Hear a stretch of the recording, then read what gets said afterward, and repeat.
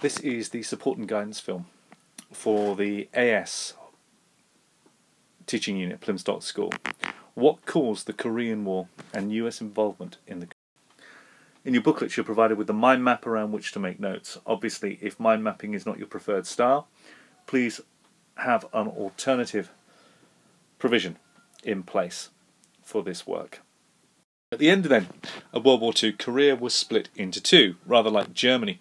The North was communist with a leader, Kim Il-sung, who had been trained in the Soviet Union. The South was anti-communist and its leader was Syngman Rhee. Syngman Rhee was backed by the United States, so it's the same model as in Germany, but obviously transported to Asia. The two leaders detested each other. It wasn't just ideological, with the North being communist and the South being more pro-Western, it was also personal. Both the leaders saw themselves as the rightful leader of the entire Korean peninsula, which up until this point had never been divided before. In 1949, both countries sent small raids over the 38th parallel, the line of latitude marking the boundary between the two countries. However, the hostility between the two states spilled over into a full war in 1950. Now, as we go through this presentation, obviously the perception from the Americans will be that the war is part of a wider global ideological struggle between capitalism and communism. Stalin, too, will see in the United States inherently aggressive action in any undertaking that the Americans do. Their ideological lenses are not clear when viewing each other. They both see suspicion and hostility in each other's moves. The reality is, however, that we will contend here that in the eye of Kim, who initiated the war from the North when it invaded the South, that this was merely a civil war within Korea. But neither the Americans or the Russians would treat it as such. Now, why therefore did the war happen? It was for... On the 25th of June 1950, the North Korean People's Army invaded the South in an attempt to unify the country under Kim Il-sung and his regime from the North, the Communist North. North Korean radio suggested that the invasion was a response to a major offensive from the South. Initially, and this was very critical, this led to paralysis on the part of foreign countries getting involved. The suspicion was that there had been such hostility between both the North and the South in the past, it was perfectly plausible that the South had initiated the conflict. By the time the South realised, as began on the war, and the rest of the world realised that in fact the South had been invaded by the North, key time had been lost. Korea was so small it was possible that in that moment of hesitation the North could have carried out its coup and captured the entire of the South. By the 26th, however, it was clear that the suggestion was untrue, and the West called for a rapid response against the Northern offensive. Now, the key argument as we go through this, therefore, is that the Korean War was not the result of a global conflict, but rather it was brought about by the desire of both North and South to unify Korea and put an end to foreign domination of their countries. The desire then of the North. After 1948, Kim was determined to push for unification of Korea under his leadership. He frequently accused Rhee's southern government of continuing the colonialist repression of Japan by saying that the United States was the dominant power in the South. His aim was to remove foreign domination, both US and Soviet, from Korea. He achieved peaceful independence. However, propaganda suggested that Kim was a faithful disciple of Stalin. So the perception of the Americans when looking at Kim and the North was that his regime was a puppet regime, that Stalin was pulling the strings. Therefore, when the North invaded the South, it was seen as the inherent expansionism and evil of communism. The North was dependent upon the Soviet Union for both military and economic assistance. But Kim's principal aim of this assistance was to use that help in order to achieve the unification of the Korean peninsula. But of course the perception from America was that it was Soviet training, Soviet weapons and Soviet tanks and aircraft that were making the invasion happen. Even the uniform of the North Korean army was Red Army. It was Soviet. Therefore, the perception of the Americans, with their ideological lenses looking at the actions of the North Koreans, was that this was simply the strings being pulled by Stalin in Moscow and Kim carrying out the orders of Stalin. In 1949, US intelligence reported the development of North Korean Air Force with planes brought from the Soviet Union and the construction of 5 airfields, 4 of which were near the border with the South. Now, obviously, where were the North Koreans going to get any of their equipment from? It wouldn't come from anywhere other than the Soviets. They wouldn't be building their airfields near the border with the Soviet Union or China because their principal threat came from the South. Therefore, what the North Koreans could claim is that they were merely being defensive, but the perception of the South and the perception of the Americans, with their ideological lenses on, is that this was inherently aggressive. The Soviets also supplied other military equipment which was for attack and not defence. So, for example, the Soviets supplied T-34 tanks, armoured vehicles and military aircraft. Again, in the eyes of the American, further stressing this link between Stalin and North Korea and the strings being pulled by Stalin in Moscow. Finally, Kim did not believe that an attack from the north would be perceived as part of a global struggle. He believed it would be seen as a mere sideshow, a peripheral incident. Korea not being that important to the Americans, everyone's eyes were focused on Germany, on Berlin at this time. His belief would simply, it would be a coup carried out, lightning speed, and the Americans wouldn't react because basically it wasn't that important to them. And obviously he took his lead on this from various speeches and evidence that was passed his way, most notably Acheson's speech that suggested that the Americans were really not that interested in Korea, that their principal interest was in Japan. The South very much the same. They too, under Rhee, wanted to reunify the entire peninsula. The Americans, however, very quickly became aware of the nature of Rhee's regime. It was not a democracy, it was a repressive police state, but rather pragmatically they were prepared to accept the nature of his regime because he wasn't a communist.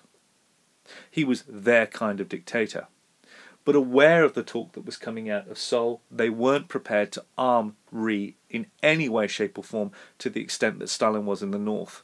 Therefore, Rhee was left with enough assistance and hardware from the Americans to basically defend himself, but not to be an offensive focus on reunifying the Korean peninsula. What was the role then of US foreign policy in causing the Korean War? Was their foreign policy misguided? Was their foreign policy actually sending the wrong messages to both Kim? Well, we know the Americans wanted to contain communism. By 1949, the Truman Doctrine was extended to Asia, because obviously the fall of China and the whole debate in America as to who had lost China. NSC 68 had costed the price in dollars of what will it cost to physically contain communism. It's one thing saying you will, another thing actually paying for it in cold hard cash. Obviously, ironically, the Korean War would validate this particular huge defence expending that NS 68 had actually precipitated. However, the Americans still believed that Korea was of limited importance. NSC 48 implied that South Korea was not vital to US interests. Obviously a secret document, but nonetheless, this document made its way to Stalin. This document, by identifying Korea as being a sideshow peripheral, encouraged Stalin and Kim to consider an attack from the north on the south. The US withholding of military equipment from Rhee to prevent him from launching an attack also reiterated the fact that that South Korea wasn't important to the Americans, that Rhee wasn't a regime they were particularly happy with, and that they wouldn't go to any great extent to support that regime.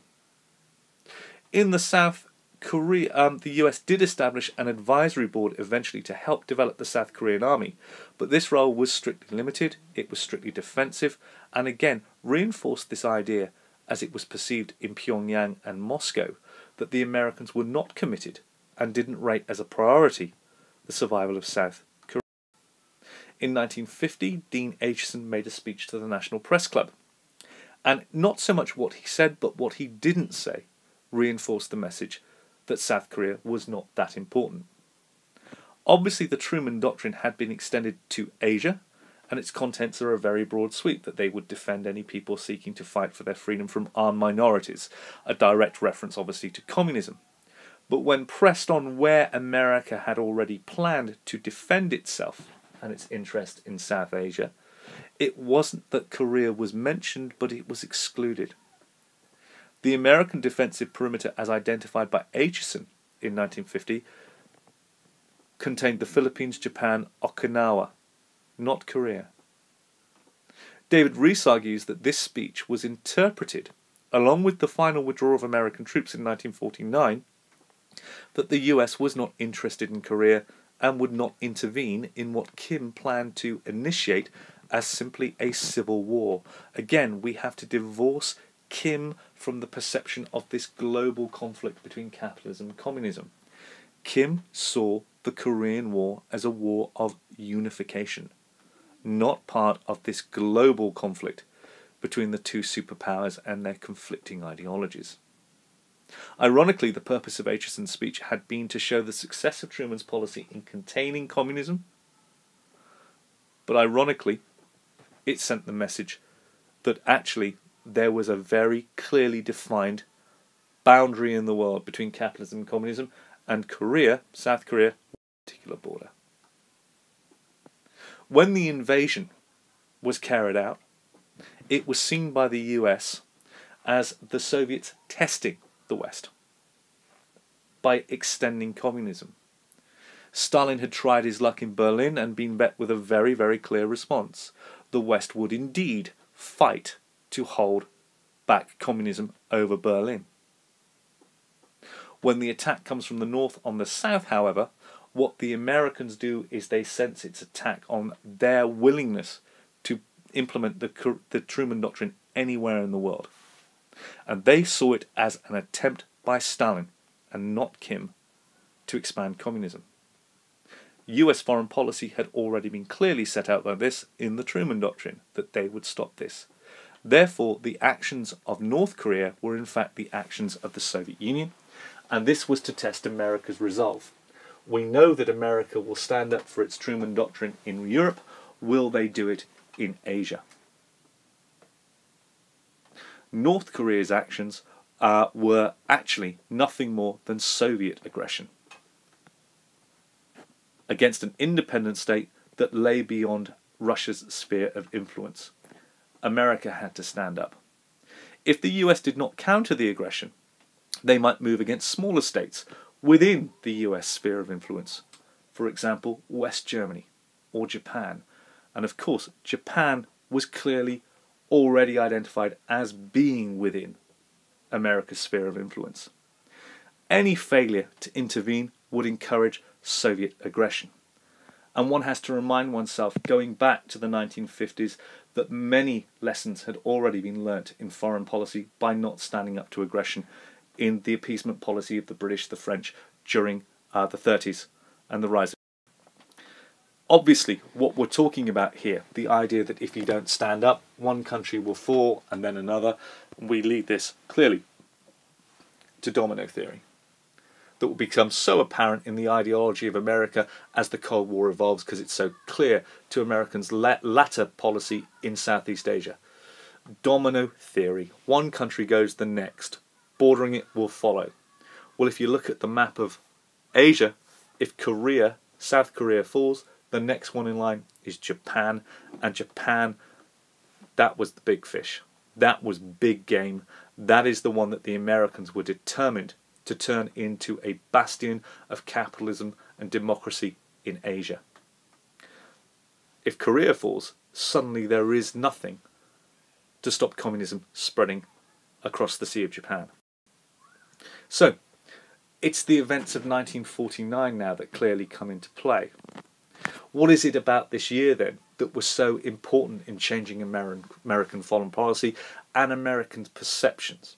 Well, we already know that we've had the Berlin crisis of 1948, and before that the tough winters in Europe and the Marshall Plan before that, and the Truman Doctrine. So there's a lot of thought, action, cash and proactivity in Europe. 1949, the shift moves away from Berlin and Europe, it moves to Asia. China falls in 1949. An area that America had always seen as open to her influence, open to her politics, and open to her ideology. China falls to Mao's forces in 1949, therefore closing the door on American markets. And in 1949, completely out of the blue, a decade at least earlier than anticipated, Stalin detonates his own bomb. America's 4-year nuclear monopoly is over. America is no longer the only kid on the block. The upper hand now seems to be very much shifting away from America to communism. Through their ideological lenses, America now see the world as turning increasingly red.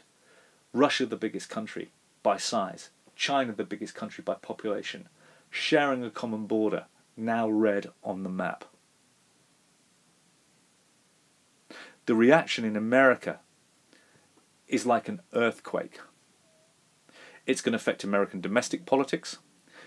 Also, this perception of now being on the losing side, of losing the advantage of being reactive rather than proactive, is going to play into the hands of the Republican Party in the United States.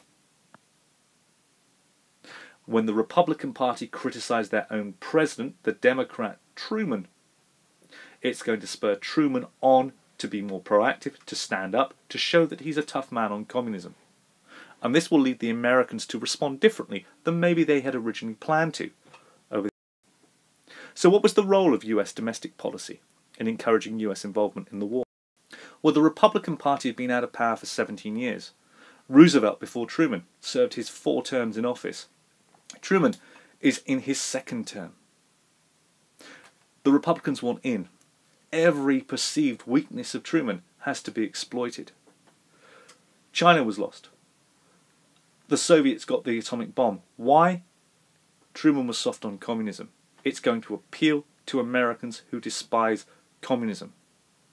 How does Truman make himself stand up, make himself strong? He supports them. At the same time, self-promoting, Senator Joseph McCarthy, in his marginal seat in Wisconsin, he wants to get re-elected. He too uses the let's beat Truman with a stick over communism by announcing that there were communist infiltrators working within the Truman administration. That these people were a threat to the American way of life, and that the logical conclusion of domino theory would be that every domino falls until America falls itself. He taps into something key in the American psyche in the 1950s and generates the second Red Scare, the first one being in the 1920s after the Russian Revolution. In 1950, he suggests that he knew of 57 individuals who were loyal to communists and not America, working and shaping US foreign policy. This plays into the hands of the Republican Party. They have no love for McCarthy. Many of them loathe him, but he's a stick with which they can beat Truman. And communism, weak on communism, is his Achilles heel. They would use McCarthy because he could be used to discredit. Truman had to appear strong, so Truman responds with a review of loyalty. 212 people lost their jobs, but no one was ever charged. Americans go on a witch hunt, looking for the spies, the fifth columnists, the traitors within their own ranks. The Rosenbergs executed as communist spies. The events of 1949, China, the North invading the South in Korea, the American losing of the nuclear monopoly, all of these in an atmosphere of hysteria can logically be traced back to the power of communism and obvious traitors operating within the United States. How could communism have fallen unless the Americans had allowed it? Who had betrayed them? How could the Soviets have gained the atomic bomb unless spies were supplying them with the information? How could America allow the North to attack the South in Korea? Legislation is passed, the McCarran-Nixon Internal Security Act. All left-wing, communist or sympathetic organisations had to be registered, all supporters had their passports removed. Every subsequent setback on communist infiltration. I need you to look on the shared area and watch the information film, How to Spot a Communist, really interesting insight into the hysteria, stereotyping, and the nature of the time. So therefore, did domestic pressures cause the US war? It's possible. America is a democracy. All presidents want to seek terms favourable to their re-election. If their people are insisting upon them looking strong, prosecuting a war, upholding American values, a president's going to need to be strong to do that. But the argument is that maybe they only got involved to protect their interests in Japan, which, as we said earlier, was the real prize in Asia. Japan was absolutely central to the spreading of American democracy and ideology in Asia. Japan had its economy shattered after the war, much of it reduced to literally atomic waste. But America was very fearful that Japan, with its economy destroyed, with its war lost, would be a fervent breeding ground for communism. Therefore, like in Western Europe, following the Marshall Plan, they supported Japan in rebuilding their economy to the tune of $500 million a year. The belief being that a revived Japan would be a bastion against communist expansion in Asia. If Japan could rebuilt as an ally against communism, Japan's military and industrial support would allow communism to be brickwalled in Asia. In 1950, the US and Japan formally end the war with a peace treaty, ending effective American occupation of Japan. America was allowed to retrain troops in Japan at this time. Economic arrangements were made between the United States and Japan, locking Japan into the economic domination of the United States. Japan could export to America, but more importantly for America, rather like the Marshall Plan in the West, Japan would become a market for American exports. Its relationship near to Korea, would allow Japan to be a base to defend Korea. And also, Korea became very important to Japan as a market for her goods. In fact, it was the nearest domestic market. Dean Rusk, the Assistant Secretary of State, stated, in spite of everything else going on about how peripheral Korea was, he acknowledged that a communist Korea would be a dagger pointed at the heart of Japan. Though despite the official line therefore being that Korea is peripheral, there are voices suggesting that nothing was as clear-cut as maybe Kim wished to see it. There were voices saying that America Korea. With the fall of communist China in 1949, Japan had now lost its principal market in Asia. Therefore, Korea was even more important to Japan's economic development. Again, not acknowledged in any formal speech. But looking back with hindsight, the reality was there that some American politicians were signifying the importance of Korea, and the fall of China to communism suggested that Korea was increasingly important to Japan. So what of the role of the Soviet Union in the Korean War? Were the Russians pulling the strings of Kim? Interestingly, was the Soviet Union an originator or merely a facilitator? Well, what we do know that by 1950, the Americans have made perfectly clear that they will fight, if provoked, over certain issues. Berlin in 1948 proves that. Western Europe, it's pretty clear that any provocation there, NATO, with its very strict definition of what will happen if any of its constituent members are attacked by an external force, it's pretty clear that there's a red line there. Cross that, there will be war. What's the case in Asia? The ambiguity, the mixed messages regarding Korea. Kim is convinced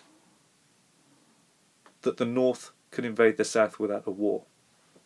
Kim then convinces Stalin that there won't be a major US response. Why?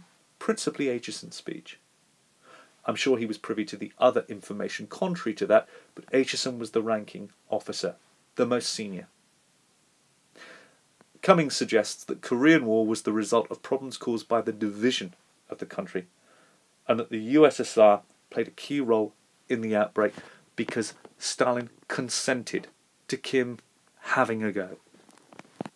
He didn't obviously, he didn't say no. Kim shrewdly also played Stalin off against Mao, now in charge in China, saying effectively, if Stalin won't agree to this, maybe Mao will. Interestingly, the American perception is of this communist monolithic bloc that both Stalin and Mao are ideologically lockstep in with each other. The reality was very, very different. If Stalin wouldn't support Kim in his endeavours to reunify Korea, maybe Mao would. And placed in that dilemma, Stalin consented. He would give supplies, he would make it as likely as he could that the invasion would work. But what he wouldn't do is get directly involved. And you again see the parallels with the Korean War, the Vietnam War, I beg your pardon, 10, 15 years later. It was just too dangerous for the sides to become directly involved. That this would be a proxy war, a peripheral war. In 1950, Stalin gives his consent. Or, alternatively, stops saying no. It seems that Acheson's speech was the clincher for Stalin, and a belief that Rhee's repressive regime in the South and the lack of obvious support to defend it from America was the clinching argument. So then, what was the Cold War? How significant was it in causing the Korean War? This issue, this ideological struggle, which up until now we have said is the driving factor behind everything, it's now relegated to the end of it. Well, the reason is that essentially, although it fits neatly into our ideological struggle between the two superpowers, the reality is that the desire for unification made it a civil war between two competing, conflicting ideologies, but they were both Korean. Both the superpowers provided the military hardware, more from the North and Soviets, less from the Americans. Yes, there was ideological influence on both sides, but it wasn't the principal force.